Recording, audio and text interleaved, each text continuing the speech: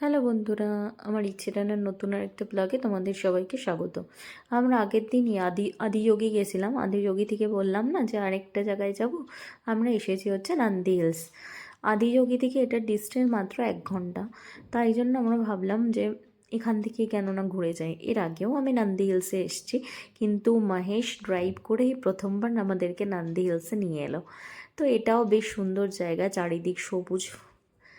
তো সবার মোটামুটি এই জায়গাটা ভালোই লাগবে। আর ব্যাঙ্গালোরে যারা থাকে মোটামুটি নন্দী হিলস সবারই খুব চেনা পরিচিত। তো আমরা নন্দী হিলসে পৌঁছে গেছি। আগে নন্দী হিলসের মানে কাছাকাছি একটা গ্রাম রয়েছে যেটার নাম নন্দী। তো সেখান থেকে এটার নাম হয়েছে নন্দী হিলস। আগে এটা নন্দী দুর্গা নামেও খুব ফেমাস ছিল, এখন নন্দী হিলস হয়ে গেছে নামটা।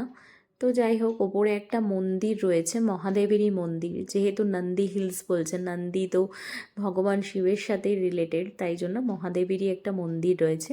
আর এখানে এরকম একটা টানেল টাইপের করা আছে, এটার উপরে উঠে আর কি ভিউ দেখা যায়। তো চারিদিকটা দেখো, মানে কি বলবো, ক্যানভাসে আঁকা ছবি এরম লাগছে। আর নিচের ওই বাগানটা দেখো, এত সুন্দর করে সাজানো, মনে হচ্ছে যে যেন হাতে আঁকা কোনো ছবি। অনেক সময় হয়তো ভোরবেলার দিকে এই জায়গাটা পুরো মেঘে ঢাকা থাকে, মানে নিচে কিচ্ছু দেখা যায় না। কিন্তু এটা আমি শুনেছি, একবার এসছিলাম, তখন আমরা সকালের দিকে সানরাইজ দেখার জন্য এসছিলাম, কিন্তু মানে আমি ওরম দেখতে পাইনি, আমি অলওয়েজ ক্লিয়ারই দেখতে পাই। আর সেদিনকে এত হাওয়া দিচ্ছিল, মানে বলার মতো নয়, এত হাওয়া দিচ্ছিল। তবে এখানে একটা জিনিস, খুবই হনুমানের উপদ্রব। মানে লোকজনের ব্যাগ টেনে নিচ্ছে, লোকজনের সানগ্লাস টেনে নিচ্ছে। একটা বাচ্চা তো আইসক্রিম খাচ্ছিল, ওর আইসক্রিমটা পর্যন্ত টেনে নিয়েছে। আর বাচ্চাটা কি কান্নাকাটি করছে, দেখে ভীষণই খারাপ লাগছিল।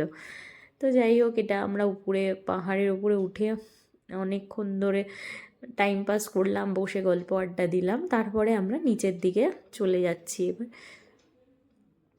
নিচের দিকে গিয়ে এবার আমরা বেরিয়ে পড়বো। তো যাই হোক, খুবই সুন্দর।